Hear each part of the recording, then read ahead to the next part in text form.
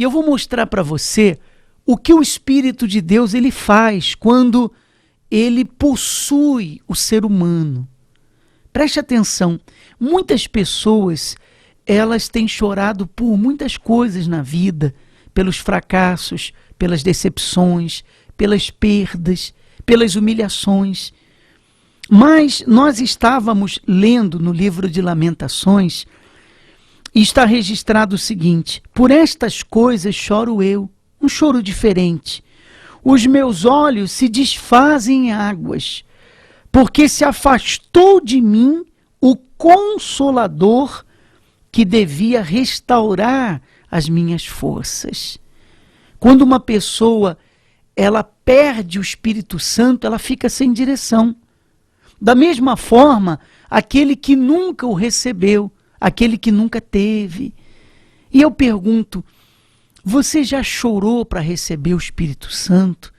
Não necessariamente que você tenha que chorar para recebê-lo, mas nós estamos focando aqui o desejo que ele tinha de ter o Espírito de Deus de volta, uma vez que ele tinha perdido.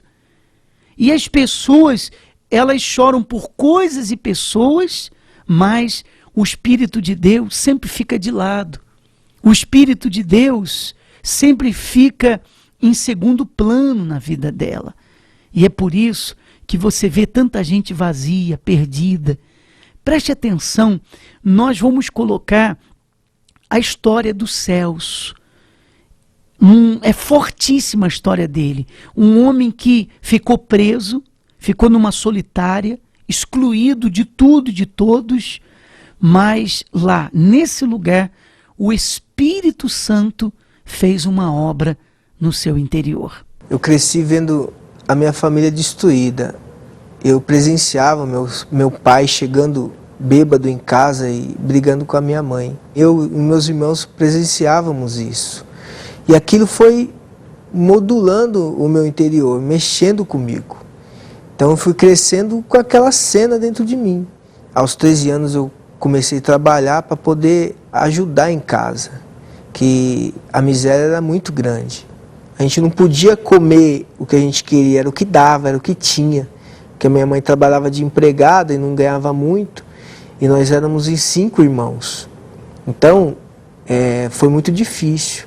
A gente praticamente cresceu a infância inteira passando essa necessidade. E aos 17 anos, eu parti para o mundo do crime. Aos 17 anos, eu não via direção de vida, saí do serviço e a única opção foi o crime.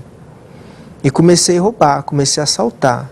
Por várias vezes eu me vi na beira da morte. Muitos tiroteios, muita troca de tiro.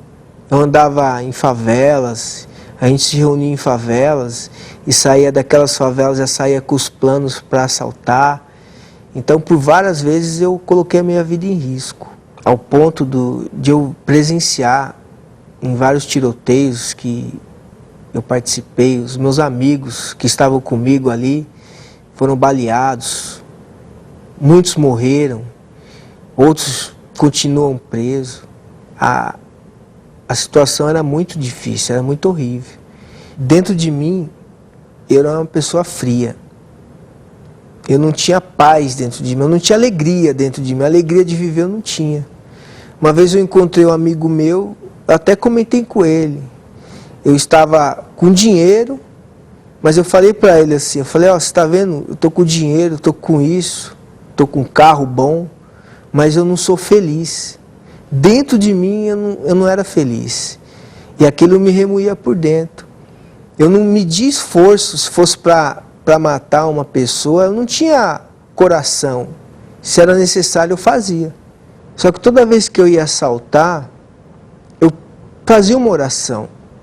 Eu pedia para Deus mudar a minha vida. Que eu não queria aquela vida para mim. Embora eu estava assaltando, embora eu via aquilo como uma opção, mas eu não queria aquilo para mim. Fui preso, aos 18 eu fui preso. Quando eu saí pior.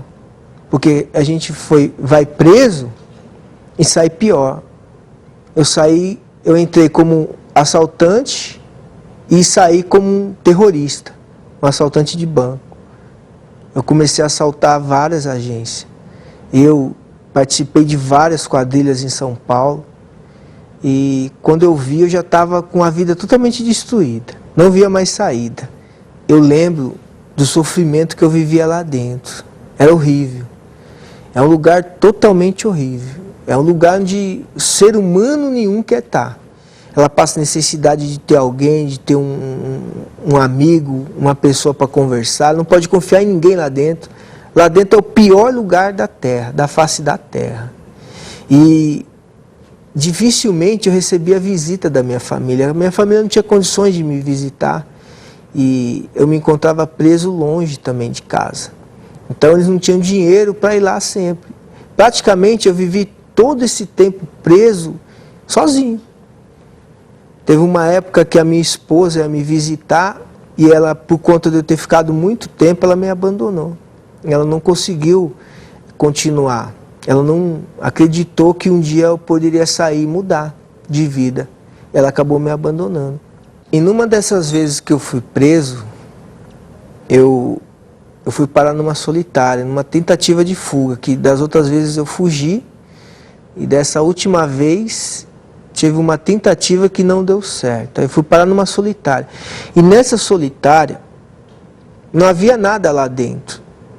Quando eu entrei naquela cela escura, e só havia um colchão e um livro do Bispo Macedo, escrito Os Passos de Jesus. Era esse livro que estava lá e uma Bíblia pequena, uma Bíblia azul. E eu, naquela angústia toda que eu vivi, que eu estava sentindo dentro de mim, eu comecei a ler aquela Bíblia. Eu comecei a ler a Bíblia e li o livro. E o que estava escrito no livro, eu acompanhava na Bíblia. E eu via que tudo que estava no livro estava escrito na Bíblia, era real. E eu comecei a praticar o que aquele livro me ensinava a fazer. O livro me ensinou a perdoar, eu comecei a praticar o perdão lá dentro da cela. Lá dentro da cela eu comecei a orar, eu não sabia orar. Eu não sabia jejuar, eu aprendi a jejuar. Eu não sabia nada e aquele livro foi me ensinando tudo. E eu fiquei 75 dias dentro daquela cela, sozinho, sem receber visita, sem nada. E ali dentro eu comecei a lutar comigo mesmo, que eu queria mudar o meu interior, que eu queria aquilo que aquele livro estava me falando, nascer de novo, eu queria aquilo para mim. Então eu senti dentro de mim uma mudança, e aquela mudança ali foi fluindo. Eu comecei a ter paz dentro daquela cela, onde um lugar onde não havia paz, eu comecei a ter paz. Tinha momentos que eu estava tão calmo ali que nem me parecia que eu estava preso. E eu estava preso. Mas tudo por causa daquela dedicação. Eu comecei a praticar de fato o que estava escrito ali. E aquilo mudou o meu interior. Mudou de uma maneira que os outros que estavam nas outras celas não entendiam. Porque eles viviam reclamando e eu lá quieto. Eu lá tranquilo. Porque aquilo que eu tinha recebido quando eu li o livro, eu nunca tinha recebido antes. Embora eu estando preso, parecia que eu estava livre. Não parecia que eu estava preso. A paz era tão grande que parecia que eu já estava livre dali. E aquilo ali foi, dia após dia, foi aumentando. Nem eu me reconhecia. E as pessoas que me conheciam também olhavam para mim e diziam que eu estava louco. O que aconteceu com você? Eu falei, não, agora eu creio. Agora eu creio que Deus existe. Eu falava para eles dessa maneira. E eu incentivava muito eles a ler a Bíblia também. Encontrar o que eu encontrei. Buscar o que eu busquei. Após os 75 dias que eu passei naquela cela, eu fui transferido. Eu cheguei no Carandiru. E lá no Carandiru, já havia a Igreja Universal lá. Eu comecei a participar das reuniões que eram feitas lá. Os pastores vinham de fora e faziam a reunião lá. Eu comecei a praticar o que os pastores lá dentro falavam. Comecei a fazer as correntes, comecei a participar de todas as correntes. Eu chegava cedo, eu chegava 10 minutos antes da reunião e ficava lá quieto, meditando, pensando. E quando o pastor chegava, eu pedia para Deus falar comigo e acompanhar na Bíblia. Tudo que ele falava, eu acompanhava na Bíblia. E aí eu comecei a me libertar dos vícios, que embora eu tinha uma paz interior, mas eu ainda tinha vício. E aí eu comecei a fazer as correntes, comecei a me libertar. Não foi da noite pro dia, mas eu fui me libertando. E quando eu me vi, eu já estava totalmente liberto dos vícios, comecei a dormir tranquilo, tinha paz, tinha alegria dentro de mim. Eu não tinha visita da minha família, mas eu tinha alegria. As pessoas recebiam visita, eu mesmo sem a minha visita, eu tinha alegria dentro de mim. E eu continuei firme nas correntes, continuei fazendo tudo que o pastor mandava fazer. E aí chegou um dia que eu me batizei nas águas lá dentro.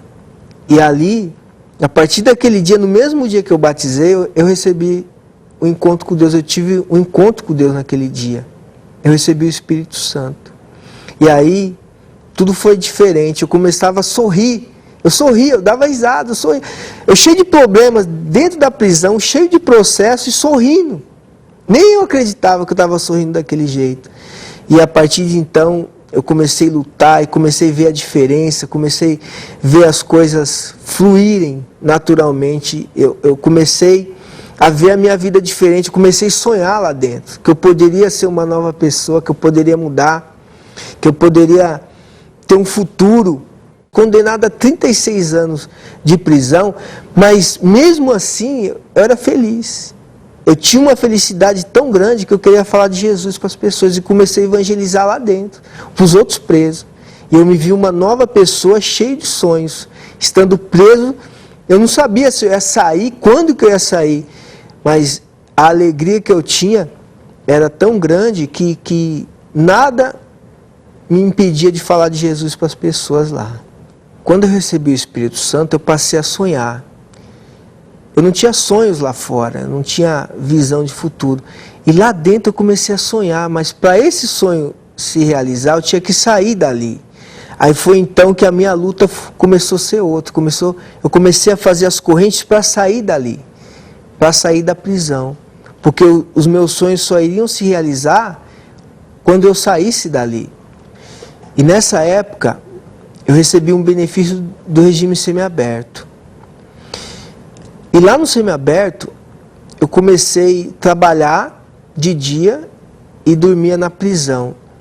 Foi então que o obreiro que vinha aos domingos fazer reuniões lá dentro, ele veio dizendo sobre o propósito de se entregar, de fato e de verdade, que Deus ia tirar a gente dali. Eu acreditei no que ele falou. Eu acreditei nas palavras que aquele homem de Deus estava dizendo para mim. Então eu comecei lá no meu trabalho de dia, eu comecei a sacrificar. Eu comecei a fazer o meu voto com Deus. Eu comecei a deixar de comer para fazer o meu voto. E o que eu ganhava lá, eu também deixei de gastar com tudo. Nem sabonete eu comprava para mim, tomar banho lá dentro. Eu pegava sabonete emprestado. E lá na empresa onde eu trabalhava outros presos. E o dinheiro da alimentação que me davam, eu guardava para fazer meu voto. E eu comia a comida dos outros presos. Eu pedia para eles deixar um pouco para mim, eles deixavam. E ali eu fui gerando o meu voto, fui gerando meu sacrifício. Então, chegou uma época de entregar o voto no altar. Mas como que eu vou entregar meu voto no altar se eu estou preso? Eu pensei comigo, eu fiquei angustiado, a minha angústia foi essa, eu tinha que ir no altar, porque se eu chegasse no altar, se o meu voto chegasse no altar, eu saía da prisão. E não havia outra maneira de eu sair, mas eu sabia, dentro de mim eu sabia, se aquele voto, se aquele sacrifício que eu fiz chegasse no altar, eu tinha certeza que eu ia sair. Então, eu falei para o obreiro, obreiro, eu não consigo ir lá na igreja, eu não consigo ir no altar. Eu estou preso, eu estou aqui dentro. Eu não tenho autorização para ir lá. Mas eu tenho voto. E esse voto precisa chegar no altar. E eu quero que esse voto chegue no altar. Falei, o senhor leva o meu voto. Ou o senhor leva, ou o senhor nunca mais conversa comigo. Ou o senhor leva o meu voto, ou então a gente nem conversa mais. Porque esse voto é a minha saída daqui, é a realização do meu sonho. Meu sonho vai começar a se realizar depois que esse voto chegar no altar. A minha vida vai começar a andar depois que esse voto chegar no altar. Estou cansado de ficar preso, eu não quero mais ficar preso, e a solução é esse voto. Aí foi onde ele pegou e levou meu voto no altar. Quando ele levou meu voto para o altar, Em poucos dias eu estava livre dali. Foi poucos dias mesmo. A resposta veio praticamente instantânea. Eu vi o começo do meu sonho se realizar. Eu comecei a ver o que Deus queria fazer na minha vida. Eu comecei a ver os meus sonhos dando início. Foi então que eu saí, as portas começaram a se abrir para mim. Em pouco tempo eu já estava empregado. E hoje, para quem não tinha sonhos de como trabalhar, de como viver, hoje eu sou encarregado de uma empresa. No setor onde eu trabalho, eu sou encarregado, eu sou o chefe lá. Deus me colocou ali. Deus realizou o meu sonho. Eu queria ter condição de cuidar da minha família sem roubar, sem assaltar, sem praticar crimes. E Deus me colocou numa posição privilegiada. Hoje eu tenho condições de dar o melhor para o meu filho. A minha mãe, ela sente muita alegria hoje. Porque de um bandido que eu era antigamente, que dei muito trabalho para ela, mas muito mesmo, hoje ela me vê como exemplo. As pessoas chegam lá em casa, vai conversar com ela, ela dá exemplo de mim, de vida, de mudança de vida. E graças a Deus ela é muito feliz comigo hoje, nós se damos muito bem hoje. A vizinhança que me conhecia tinha medo de mim. Hoje eles me cumprimentam, a gente conversa, a gente se fala. Então, tudo mudou, tudo se tornou diferente. E graças a Deus, de um bandido, de uma pessoa sem visão de futuro, de vida, arriscando a vida, praticando crimes, com risco de morrer, hoje eu sou uma pessoa feliz. Tenho vida dentro de mim. Eu posso dizer que eu sou um novo homem. Eu sou um novo Celso. Mas tudo isso foi depois que eu tive um encontro com Deus, lá naquela cela, lendo aquela Bíblia, com aquele livro. A partir daquele dia, a minha vida mudou. Glorioso, magnífico o que Deus fez na vida do Celso. Ele vai fazer na sua vida também. Isso é possível para você. Não é porque Deus fez a obra na vida dele que você também não mereça. Ah, mas será que ele não é mais merecedor do que eu? Nada disso. É a entrega, é o desejo, é o querer. E se você quer, isso é possível acontecer.